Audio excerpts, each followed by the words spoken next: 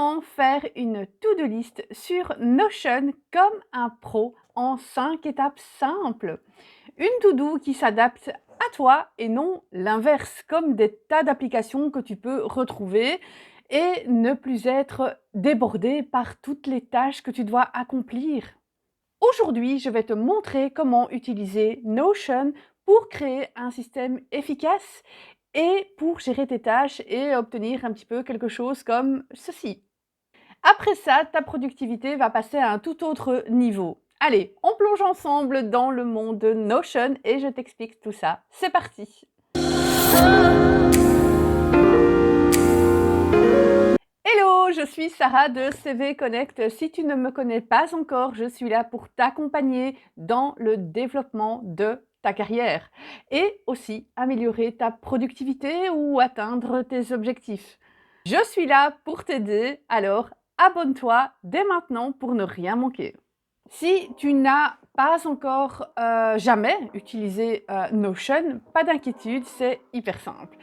Commence par créer ton compte, ça te prendra 2 minutes, même pas, et en plus c'est gratuit. Alors avant tout, pour se créer une belle base de tâches, tu peux commencer par ajouter une nouvelle page.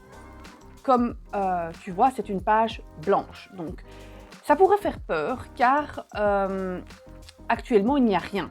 Mais c'est justement là la force de Notion, qui va s'adapter à toi et non l'inverse. Ce que tu imagines comme système d'organisation, et ça pour n'importe quoi, tu peux l'obtenir avec Notion. Grâce à ces blocs, ces pages, ces sous-pages, ces titres, la possibilité également d'insérer des images, des widgets, etc. Mais je ne vais pas m'éloigner du sujet. J'ai essayé mais tellement d'apps différentes et tellement d'outils et à chaque fois, je suis frustrée. Pas satisfaite du type de rangement que l'on me proposait et c'était assez figé en fait. Je ne savais pas modifier les colonnes, les couleurs, c'est ennuyant quand même. Et ici, en partant de cette page blanche, eh bien, on peut construire le système auquel on pense. Donc, je vais te montrer comment mettre en place le système de gestion de tâches que moi j'utilise quotidiennement. Donc là, tu vas utiliser le template de base de données en table, en ajoutant simplement base de données, table, nouvelle base de données, comme ça. Voilà, donc maintenant, on va structurer un petit peu tout ça. Alors, dans Notion, le nom des colonnes s'appelle en fait des propriétés. Propriété numéro 1, le titre par exemple de tes tâches. Là, rien de fou, c'est juste le nom de ce que tu dois faire et donc tu notes l'intitulé de tes tâches tout simplement. Propriété numéro 2, donc le statut que tu mets en mode sélection. Donc on va prévoir 5 statuts à faire, en cours, terminé, en attente ou annulé au cas où. La troisième propriété de type date, qu'on va appeler échéance, parce qu'on sait tous que sans deadline, eh bien, on finit jamais rien finalement. Ensuite, nous avons la propriété numéro 4. Tu peux avoir une vue priorisée de type sélection qu'on va appeler sa priorité. Et tu peux aussi prédéfinir avec des étiquettes. Là, tu la joues par exemple Eisenhower en mettant des niveaux élevés, importants, faibles, en attente, à remettre à plus tard, etc. N'hésite surtout pas à mettre des couleurs. Et tu peux aussi trier ta vue par priorité dans l'ordre des étiquettes que tu viens de mettre. Voilà, donc tu peux dupliquer aussi cette vue aujourd'hui. Tu peux renommer par priorité, tu peux grouper ces tâches par priorité avec d'abord les tâches à priorité élevée, importante, faible, voilà. Donc pour chaque tâche que tu vas finir, tu peux aussi ajouter une colonne fait avec une case à cocher par exemple. C'est tout bête, mais pour moi c'est tellement satisfaisant de cocher cette case. Et encore mieux, tu peux ajouter un filtre à ta base pour que les cases non cochées apparaissent. Comme ça, quand tu coches la case, eh bien, elles disparaissent et c'est plus satisfaisant. T'es toujours là? Ça te donne envie? Alors like cette vidéo parce que ça me motive encore plus à te partager des tips en or. Ton like, c'est un petit peu comme cocher une case terminée. Satisfaisant, non?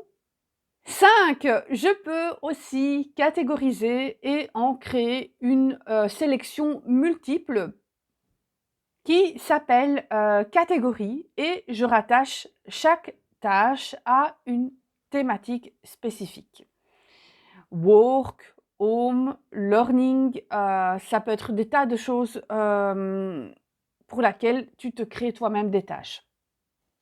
Et donc, cette page va contenir en fait toutes mes tâches, celles que j'inscrirai par exemple sur un bloc-notes, un post-it, un bout de papier. Donc sache que tu peux retrouver l'app dans ton téléphone. C'est assez pratique si tu es par exemple en dehors de chez toi. Et quand tu rentres le soir, ta tâche se trouve déjà notée sur ton PC. Et donc tu peux donner accès aussi à cette to-do à d'autres personnes. Et donc je pense aux to-do, liste de courses, liste de vacances, etc., etc., etc. Une fois que c'est mis en place de la bonne manière, c'est efficace et c'est hyper intuitif.